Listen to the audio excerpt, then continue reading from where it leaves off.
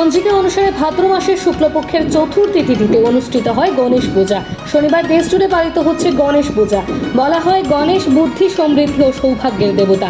বিশ্বাস ভক্তরা তাদের ব্যক্তিগত ও পেশাগত জীবনে নানাবিধ বাধা বিপত্তি থেকে মুক্তি পেতেই এই পূজাতে ব্রতী হয়ে থাকেন। ইতিমধ্যেই গণেশ পূজার আগের রাত থেকে শহরের 2-3টি পূজা প্যান্ডেল দর্শনার্থীদের জন্য উন্মুক্ত করে দেওয়া হয়েছে। শহরের বিভিন্ন জায়গায় চলছে আচার নিয়ম নিষ্ঠা মেনে পূজা অর্চনা। অন্যান্য বছরের চেয়ে এবার পূজার সংখ্যাও বেশি আর জাঁকজমকও অভূতপূর্ব। এদিকে গণেশ পূজাকে কেন্দ্র করে রাজ্যের বিভিন্ন অঞ্চলে সামাজিক কর্মসূচিও পালিত হচ্ছে। রবিবার সকাল থেকে রাজধানী আগরতলা ছাড়াও রাজ্যের বিভিন্ন জায়গায় জোর কদমে গণেশ পূজা হচ্ছে। পরবর্তীতে 3 দিন 3টি তিথিতে পূজা ও বিসর্জন অনুষ্ঠিত হবে। এদিকে গণেশ পূজাকে কেন্দ্র করে প্রাক দুর্গোৎসবের আমেজ গোটা রাজ্যে ছড়িয়ে পড়েছে।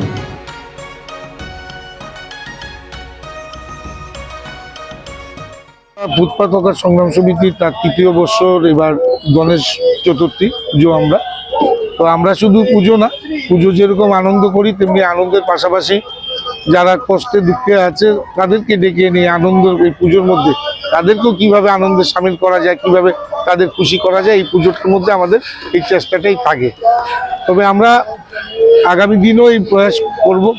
এবার যে অ্যাক্টিভিটিসগুলো আমরা নিয়েছি, বিশেষ করে আগরতলা শহরের যারা মাতৃশক্তিরা আছে তাদের মধ্যে ছাতা বিতরণ এবং বিশেষ করে বন্যায় যে এলাকাগুলো আছে সেই এলাকায় আমরা আগামী 8 তারিখ আগামীকাল আমরা বিশাল সংখ্যক মাতৃশক্তিদের তাদের কাপড় বিভিন্ন সামগ্রী নিয়ে আমরা এবার যে আমাদের যে সাংস্কৃতিক অনুষ্ঠান সেটাকে এবার আমরা বন্ধ রেখে তার যে খরচাপাতি যে টাকাটা হয় সেই টাকায় বন্যা কবলিত যারা খুব কষ্টে আছে তাদের কাছে পৌঁছে দেওয়া এবং তাদেরকে সেই সামগ্রীগুলো তুলে দেওয়া, এটি আমাদের চিন্তাধারা।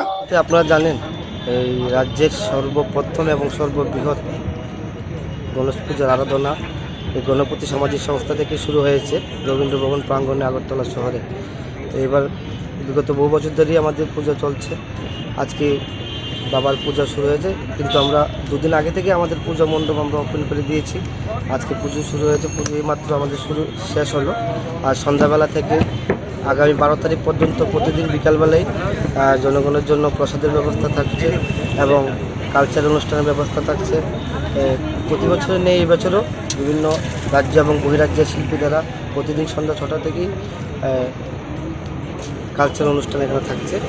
তো এই বছর আমরা আমাদের গণপতি সামাজিক পক্ষ থেকে গতকাল মাননীয় মুখ্যমন্ত্রীর হাতেও আমরা আমাদের গণপতি সামাজিক সংস্থার পক্ষ থেকে ত্রাণ তহবিলে যারা বন্যায় ক্ষতিগ্রস্ত হয়েছে তাদের জন্য আমরা এই সংস্থার পক্ষ থেকে কিছু অর্থরাশি তুলে দিয়েছি। এই সমস্ত পরিকল্পনা নিয়ে আমরা আমাদের এবারে পুজো চালিয়ে যাচ্ছি। আমরা একদন্ত সামাজিক সংস্থার পক্ষ থেকে গণেশ চতুর্থীর এই পুণ্যলগ্নে গোটা রাজ্যবাসীকে জানাই আন্তরিক প্রীতি, শুভেচ্ছা এবং ভালোবাসা। আমরা এই নিয়ে 2য় বছরে আমরা পা দিলাম। আমরা ভগবানের কাছে প্রার্থনা করি সবাই ভালো থাকুক, সুস্থ থাকুক, শান্তিতে থাকুক। আমাদের গতকাল শুভ উদ্বোধন করেছেন আমাদের রাজ্যের সর্বকালের সর্বশ্রেষ্ঠ মুখ্যমন্ত্রী প্রফেসর ডক্টর মানিক সাহাজি এবং বৃন্দাবন থেকে আগত সেই বাচ্চা ছোট্ট প্রভুজি, ভগবত প্রভুজি। আজকে থেকে আমাদের প্রসাদ বিতরণ অনুষ্ঠান শুরু হবে এবং আজকে সন্ধ্যাবেলায় আমাদের যে ভগবত যে বাচ্চা ছেলেটি ভগবত প্রভুজি, যাকে নাকি আমরা হাই হ্যালো ছোড়ো হরে কৃষ্ণ বলো, এই প্রভুজির আজকে এখানে প্রবচন থাকবে।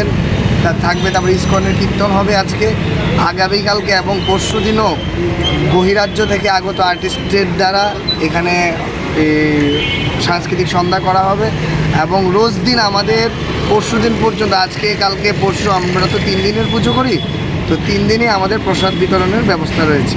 তো গোটা রাজ্যবাসীর কাছে আবেদন থাকবে সবাই আসুন, এসে আমাদেরকে এখানে প্রসাদ গ্রহণ করুন।